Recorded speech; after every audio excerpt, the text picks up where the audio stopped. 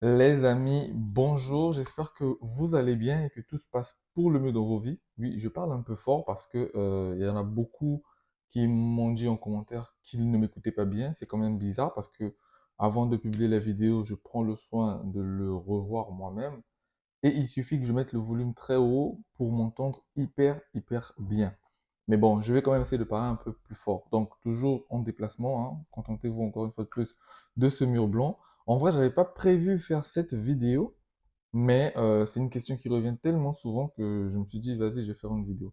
Dès que je reviendrai chez moi, je ferai de plus en plus de vidéos pour répondre à tous vos commentaires et à tous vos messages. En tout cas, alors, cette vidéo, en fait, c'est une réponse à Khadija, j'espère que je prononce bien, Khadija, qui est un étudiant ou une étudiante marocaine qui pose la question, j'ai eu un avis défavorable pour la raison non éligible en alternance. Pouvez-vous m'expliquer? Donc, cette vidéo, c'est pour toi. Donc, je vais essayer d'expliquer à peu près pourquoi. Alors, cette question revient très souvent dans le groupe WhatsApp. J'ai déjà répondu maintes fois à ça. Et il y a même des gens qui viennent me voir en privé pour ce problème-là et je réponds encore.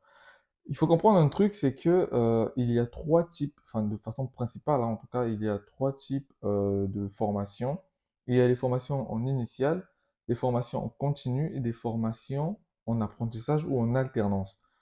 Alors, c'est quoi la différence déjà entre initiale et continu? La formation en initiale, c'est une formation que suivent en fait, ce sont les formations plutôt que suivent des étudiants qui sont en fait dans leur première formation, si vous voulez. C'est-à-dire qu'ils sont dans la continuité de leurs études.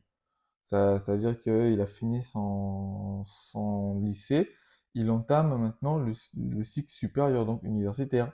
À ce moment-là, il fait sa formation en initiale, c'est-à-dire que c'est vraiment la première formation, si vous voulez, que vous suivez sans interruption, entre guillemets. Maintenant, la formation en continu, souvent qu'on appelle formation professionnelle continue, c'est en fait la formation pour ceux-là qui ont déjà en fait goûté au monde du travail entre guillemets. C'est-à-dire que lui, il travaille déjà et il veut suivre une formation soit pour avoir beaucoup plus d'acquis en termes de connaissances, il veut se réapproprier certaines connaissances ou il veut augmenter de niveau en fait, ou même se réorienter un tout petit peu. C'est à ce moment-là qu'on suit une formation en continu. Et souvent dans certaines universités, il y a des formations en continu qui sont comme des cours du soir entre guillemets. Donc, la formation en continu, c'est une formation pour des gens qui ont déjà, ça c'est la définition, hein, pour des gens qui ont déjà été dans le monde professionnel, entre guillemets, et qui, voilà, et qui continuent. Donc, en tant qu'étudiant étranger, c'est les deux types de formation principalement que vous pouvez faire. Maintenant, il y a la formation en apprentissage en alternance qui, là, en fait, c'est une formation qui est, qui associe en fait la pratique et la théorie. C'est-à-dire que vous êtes à la fois dans une entreprise, mais vous êtes aussi à l'école. Donc votre temps à l'école n'est pas pareil. Vous n'êtes pas plein temps en fait à l'école. C'est-à-dire que vous n'êtes pas à plein temps à l'école. Vous pouvez être sur une semaine de 5 jours, vous pouvez être 3 jours à l'école et 2 jours en entreprise ou vice-versa. Ou il y a des alternances qui se passent par portion, c'est-à-dire que vous avez 2 mois par exemple à l'école, 2 mois en entreprise ou un mois en entreprise. Enfin, voilà quoi, ça peut se passer comme ça. Mais le problème de ces formations-là, c'est que c'est pas, en tout cas, autorisé à des gens qui viennent d'arriver en France de faire ces formations-là, en fait, les formations en apprentissage. Pour une première année, en France, vous ne pouvez pas le faire. Pourquoi? Bah, tout simplement parce que vous n'êtes pas encore éligible. De même, si vous êtes à l'étranger, vous ne pouvez pas postuler à ces formations-là parce que vous ne serez pas éligible, en fait. C'est normal. Moi, je pense que d'un autre côté, c'est la difficulté pour trouver en fait une entreprise qui fait que ces formations-là soient difficiles. Je m'explique. Vous pouvez être admis dans une formation en alternance, vous avez votre acceptation, il n'y a pas de problème, mais vous n'avez pas d'entreprise, à ce moment-là, vous n'allez pas faire cette formation. Pourquoi? Parce que le programme de cette formation est adapté pour des gens qui ont une entreprise, enfin pour des gens qui vont faire une partie de la formation en entreprise. Donc, vous, supposons, toi par exemple, qui m'a posé la question, donc Khadija, imagine quand tu acceptes dans cette formation, tu as postulé. Maintenant, il faut chercher une entreprise. Ça sera très difficile de là où tu es, donc au Maroc, de trouver une entreprise ici qui va accepter de te prendre en alternance. C'est pas facile en fait. Parce qu'il faut comprendre que l'alternance, pour l'entreprise aussi, c'est une formation que l'entreprise fait, peut-être derrière pour te garder en fait. Donc, c'est pas facile. D'un autre côté, aussi, je sais qu'il y a des étudiants de certains pays, en tout cas, qui sont éligibles pour des formations en alternance. C'est vrai, c'est théoriquement vrai, mais en pratique, c'est difficile qu'ils vous prennent quand même. Et moi, je me casse pas la tête, je dis toujours aux gens, vous êtes à l'étranger, ne postulez pas dans des formations en alternance, vous perdez juste vos choix bêtement.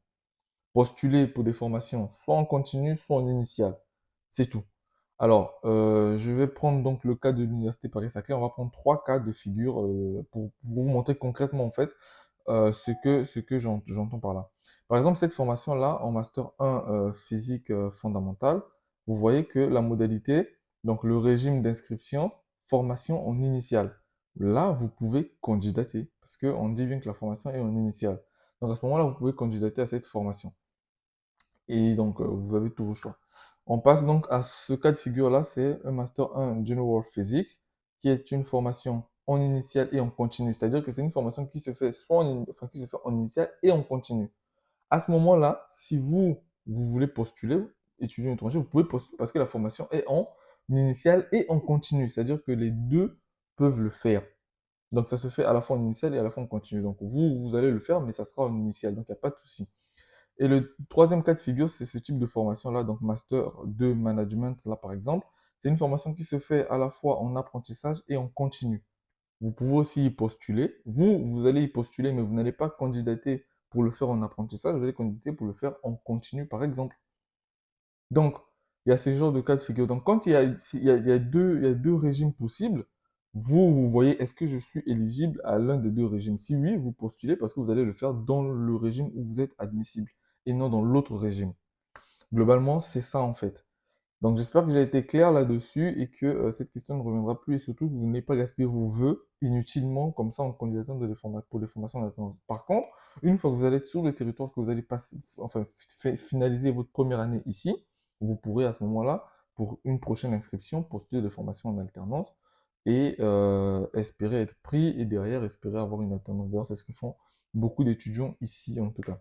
Parce que ça aide bien financièrement, hein. Faut pas, il y a des alternances, en tout cas, vous êtes très très bien payé. Après, les alternances, évidemment, ça dépend des formations, ça dépend des entreprises, mais globalement, vous êtes quand même bien payé en alternance.